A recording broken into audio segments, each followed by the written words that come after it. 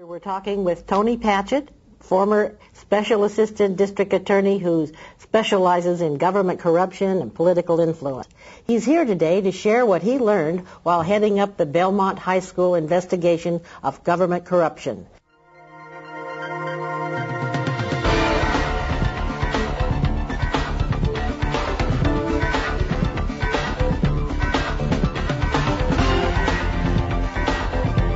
Spent approximately $1.5 million taxpayers' funds to investigate the $175 million fraud known as the Belmont Learning Complex. And tell us, what happened as a result of spending $1.5 million? What was the outcome of this investigation? Conothing. The only thing that occurred was after I was removed as head of the Belmont Task Force is that Steve Cooley issued a whitewash report of what really had occurred regarding the investigation pertaining to the $175 million fraud. This, to me, is the biggest fraud that has ever been occurred on the public in this county of $175 million. I've seen nothing like it before or since then. Now, what our viewers don't know is, what is a certificate of participation? COPs, as they are really generally known, are tax-free bonds that the LAUSD solicits, and they give these out through different investment firms.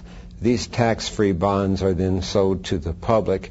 It's a way of circumventing Proposition 13 so that the voters do not have to approve monies that are spent for the construction. The Belmont Learning Complex was financed and constructed with COP funds. And that's non-voter approved, long-term public indebtedness. That's correct. Why doesn't anybody know about these certificates of participation that are being sold as bonds for public indebtedness and without public approval?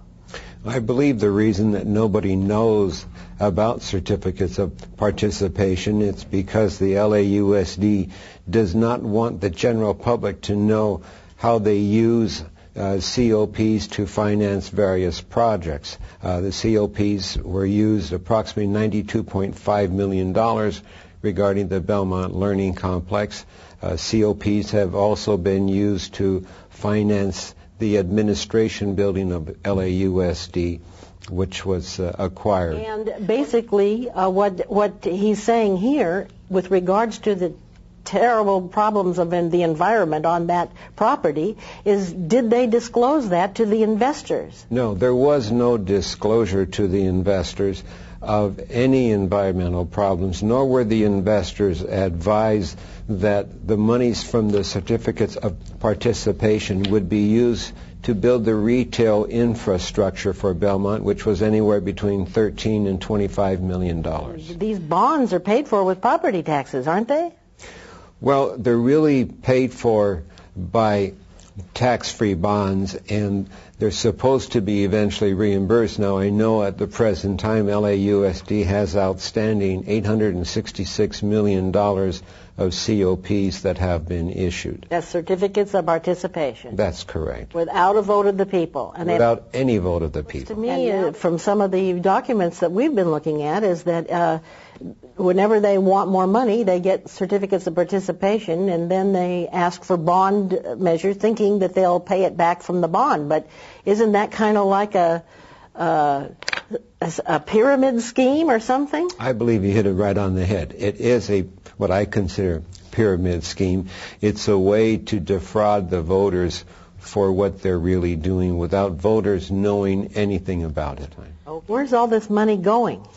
Nobody really knows. LAUSD is a $13 billion a year operation with really no accountability. Nobody knows where the money goes. The COPs that were used in Belmont was approximately $92 million were issued in COPs, and as I mentioned, between $12 and $25 million was used to build the retail infrastructure, and that's an illegal and criminal use. While you were doing this investigation, did you ever look at the relationship of political contributions to board members and false claims and Was there any relationship between them?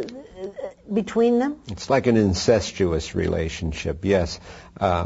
I found in my investigation that there had been contributions to various board members by individuals that were involved in the shell corporation that was set up that received the bid. When you were conducting your investigation, did you actually, you said you tried to get a grand jury, and that's when they removed you from your post. That's correct. I was removed as head of the Belmont Task Force because it was my recommendation to go ahead with criminal prosecution. I can only look at Los Angeles County and realize that it's been 13 years since the district attorney's office has prosecuted a high-ranking white-collar criminal. That was Charles Keating, and ironically his conviction was reversed. That doesn't mean that we don't have white-collar crime. It just means that white-collar crime is not prosecuted in Los Angeles County. That the incumbent district attorney is afraid to take on big cases for fear of losing a big one, rather than to be a representative of the people and to be a strong, powerful district attorney. He's chosen to take the easy way out and do nothing. Do you think that political contributors sometimes influence elected officials' attitude? Without a doubt. I mean, you only have to look at who backs him, where does he get his money.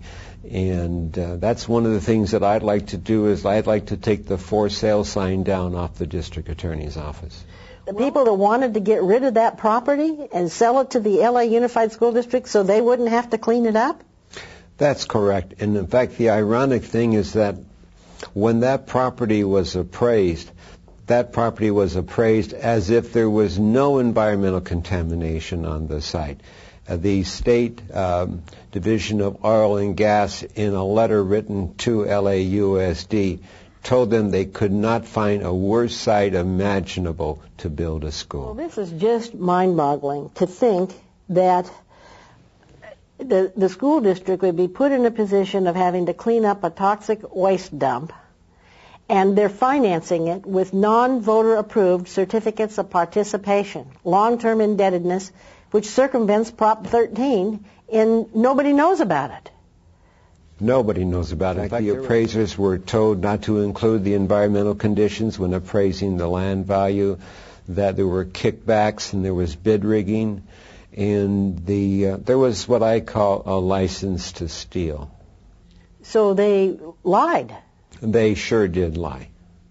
And they were able to get away with it, which to me shows crime does pay. I wonder now, with the Los Angeles County Office of Education reaching the conclusion that there are dire, looming financial impact coming from the bungling of the LAUS school district finances here, by their own words, they're concerned that they may have a real disaster on their hands. What do you think will happen with this? Well, I think what's going to happen is that the voters are going to approve the $12 billion ballot issue, that LAUSD is going to obtain more money, and that it's going to be business as usual in this county. Okay. Get ready for the only Emmy Award-winning show to uncover corruption, expose voter fraud, and have its editorials rejected by the LA Times. When you want to know what the politicians are really saying. FullDisclosure.net, the news behind the news.